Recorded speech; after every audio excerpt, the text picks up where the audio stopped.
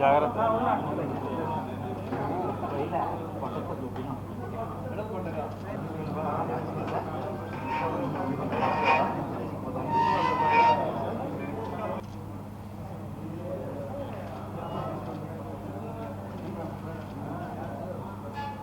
అదే వద్దులే ఇప్పుడు ఈ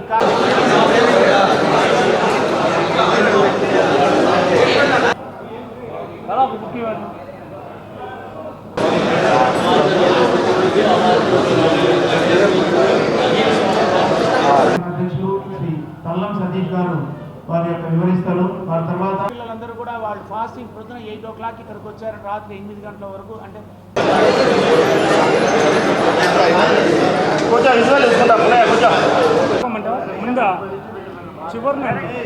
జై జై వాసువాంబ. నా పేరు పరిటాల వెంకటరమణయ్య, దసరా ఉత్సవ కమిటీ చైర్మన్.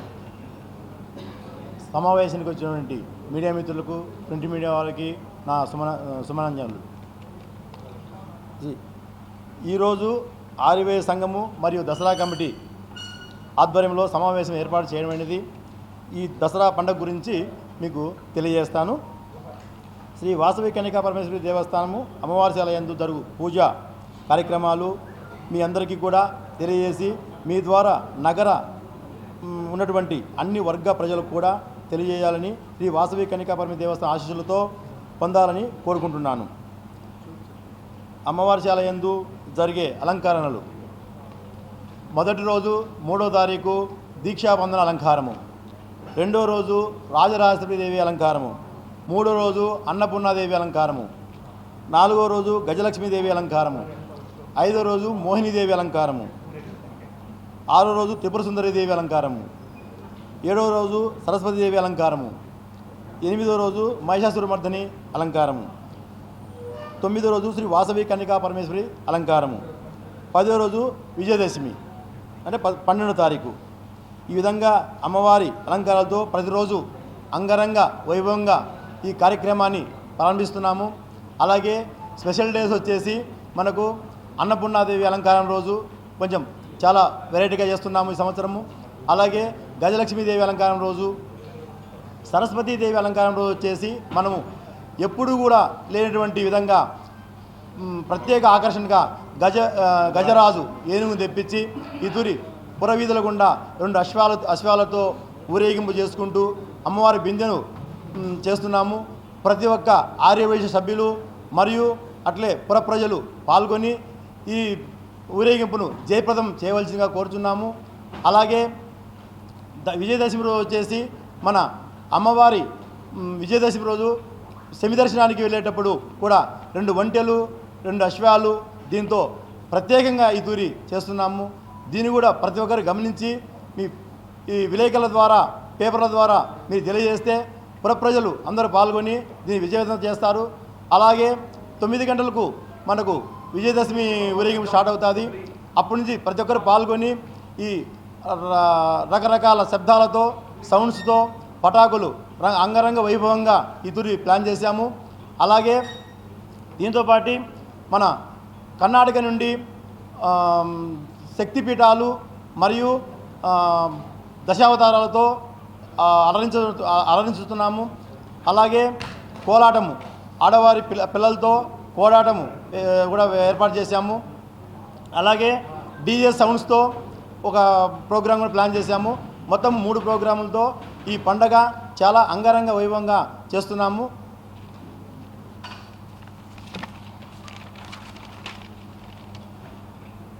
దసరా హిందువుల ముఖ్య పండగ.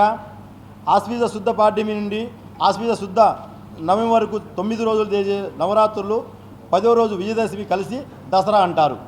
ముఖ్యంగా శక్తి ఆరాధనకు ప్రాధాన్యత ఇచ్చిన పండుగ ఈ పండుగ. నవరాత్రి శరన్నవరాత్రి అని అంటారు. శరతృతువు ఆరంభంలో వచ్చే పండుగ కనుక ఈ పేరు వచ్చింది. కొందరు ఈ పండుగ మొదటి 3 రోజులు పార్వతీదేవి తర్వాత 3వ రోజు లక్ష్మీదేవి తర్వాత 3వ రోజు సరస్వతీదేవి పూజలతో నిర్వహిస్తారు. ఆలయంలో అమ్మవారికి ఒకరోజు ఒక అలంకరణ చేస్తారు. 10 రోజులు విజయదశమి నాడు గ్రామోత్సవం జరుపుకోవడానికి జరుగుతుంది. నవరాత్రులు దుర్గా పూజ ఉంటుంది. తెలంగాణలో ఈ 9 రోజులు అమావాస్య నుండి నవమి వరకు బతుకమ్మ ఆడుతారు. విజయదశమి రోజున చరిత్ర ప్రకారము రాముడు రావణునిపై గెలిచి సందర్భమే కాక పాండవులు వనవాసం వెళ్తూ జమ్మి చెట్టుపై తమ ఆయుధాలను తిరిగి తీసుకునే రోజు. ఈ సందర్భంగా రావణ వధ జమ్మి ఆకు పూజ చేయటం రివాజ్గా జగన్మాత అయినటువంటి దుర్గాదేవి మహిషాసురుడితే రాక్షసునితో 9 రాత్రులు యుద్ధం చేసి అతిథిని వరించి జయాన్ని పొందిన సందర్భంగా 10వ రోజు ప్రజలంతా సంతోషంగా పండుగ జరుపుకుంటారు. కాబట్టి దీన్ని విజయదశమిగా భావించి మేము ఆర్యవైశ్య కులస్తులు మరియు పుర ప్రజలు అందరూ ఈ పండుగలో పాల్గొని జయప్రదం చేయవలసిందిగా కోరుచున్నాను. ఇటు దసరా కమిటీ చైర్మన్ పరిటాల వెంకటరమణయ్య. జయవాసవి. ఈ నెల 3వ తారీఖు అంటే అశ్వయుధ శుద్ధ పాడ్యమి 3వ తారీఖు దసరా నవరాత్రి ఉత్సవం స్టార్ట్ అవుతాయి. 12వ తారీఖు వరకు జరుగుతాయి. అంటే దాదాపు 10 రోజులు. 9 రోజులు మహానవమితో చండీ హోమంతో పండగ పూర్తయి ఆ తర్వాత ఈ చెడు పైన మంచి గెలుస్తుంది కాబట్టి ఆ ఉద్దేశంతో విజయదశమి సంబరాలు జరుగుతాయి. కాబట్టి ప్రజలు ప్రతి ఒక్కరూ విజయదశమి రోజు పాల్గొని అమ్మవారి నైట్ ఊరేగం చాలా గొప్పగా చేస్తున్నాము. ఈసారి ముందుకన్నా బాగా చేస్తున్నాము. ప్రతి ఒక్కరు వచ్చి దర్శనం చేసుకుని అమ్మవారి గొప్పగా పాత్రలు కోరుతున్నాను.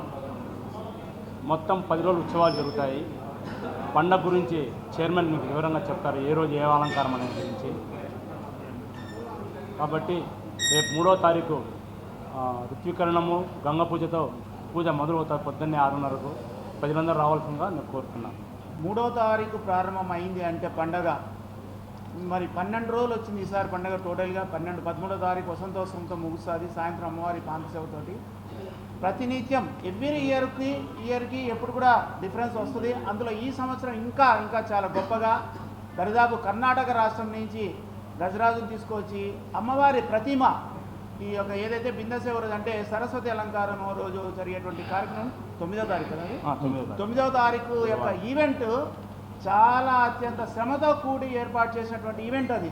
దాని ఎందుకంటే మీకు తెలుసు గజరాజుని తీస్తాం అంటే ఎన్ని డిపార్ట్మెంట్ల పర్మిషను, ఎన్ని 2-3 స్టేట్ల పర్మిషన్, అన్ని చాలా రిస్క్తో కూడుకున్న అయినా శ్రమను పక్కన పెట్టి అమ్మవారి యొక్క ప్రతిమతోటి ఊరేగింపుతో ఆ యొక్క అనుగ్రహం అందరికీ కలగాలి అమ్మవారనే ఉద్దేశంతో దాన్ని చాలా ప్రత్యేకంగా ప్లాన్ చేశాం, అద్భుతంగా ప్లాన్ చేశాం.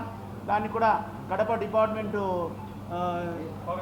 ఫారెస్ట్ డిపార్ట్మెంట్ వారికి, కడప కలెక్టర్ గారికి, మన ఆంధ్రప్రదేశ్ ఉప ముఖ్యమంత్రుల వారికి, ముఖ్యమంత్రి వారికి కూడా మేము ఆర్యవైశ్య సంఘం నుంచి ధన్యవాదాలు ప్రత్యేకంగా తెలియజేసుకుంటున్నాం. ఎందుకంటే అక్కడ స్టేట్ లెవెల్ నుంచి సెంట్రల్ ఆఫీస్ నుంచే పర్మిషన్ రావాలి. యాక్చువల్గా దానికి చాలా శ్రమ కూడి ఈ కార్యక్రమాన్ని కూడా మేము ఇక్కడ ఏర్పాటు చేశాం. మీరందరూ కూడా మీ ద్వారా ఈ యొక్క ఇక్కడ అమ్మ ఎంత యొక్క అద్భుతమైన మహిమ గలదో అందరికీ తెలిసిన విషయమే. మీ ద్వారా మరింత ప్రజలకు చేరువ కావాలని నేను తెలియజేస్తున్నా. అందరికీ మీ ద్వారా మరింత ఉధృతమైనటువంటి ప్రచారాన్ని ఇచ్చి ఈ యొక్క 10 రోజుల ఉత్సవాలకి మీ ద్వారా ఆహ్వానించేగా మేము ఒక చిన్న ప్రయత్నంతో ఈరోజు ప్రెస్ మీట్ ఏర్పాటు చేయండి. దయచేసి మీ ద్వారా అందరికీ తెలియజేసి మీరందరూ కూడా దంపతి సమేతంగా రండి, అందరికీ అమ్మవారిని దర్శించుకోండి, ఆమె ఆశీస్సులు తీసుకోవాలని కోరుకుంటున్నాం. అది ఒక్కటే కాక ఎక్స్పెషల్లీ మహిషాసురమర్దనికి డిఫరెంట్ ఫార్మాట్. ఎందుకంటే ఈసారి చైర్మన్ ఆయనకు కొంచెం ఐడియాస్ ఉన్నాయి, డెకరేషన్ ఫీల్డ్లో ఉన్నాడు కాబట్టి ఈ సంవత్సరం ప్రత్యేకంగా ఆయనే చైర్మన్ కాబట్టి దీన్ని ఇంకొంచెం కొత్త తరహాలో కూడా టోటల్ ఈవెంట్ అంతా ప్లాన్ చేశాం. మీకు పందిరి చూస్తానే అర్థమైపోయి ఉంటుంది రెగ్యులర్కి ఇప్పటికి ఏంటనేది. సో ఒక మైసూరే కాదు, ఒక ప్రొద్దుటూరే కాదు, ఇప్పుడు సెకండ్ స్టేజ్ కడప వచ్చింది. గత 6 సంవత్సరాల నుంచి మైసూరు తర్వాత కడప మీరు కంపేర్ చేస్తే ప్రొద్దుటూరులో కూడా ఈ స్థాయిలో కూడా లోపల అలంకారాలు కానీ బయట కూడా కంపేరిటీ చేస్తే మీకు అర్థమవుతుంది. మేము గొప్పగా చెప్పడం కాదు, ఒక నాన్చుడుతో ఉంది, దాన్ని మేము మైమార్పిస్తూ ఉన్నాం. ప్రతి సంవత్సరం కూడా డిఫరెంట్గా చేస్తూ ఉన్నాం. మీరందరూ కూడా దృష్టిలో పెట్టుకొని దీన్ని ప్రజలకు మరింత దగ్గరగా చేయాలని మనస్ఫూర్తిగా కోరుకుంటున్నాం. జై వాసవి.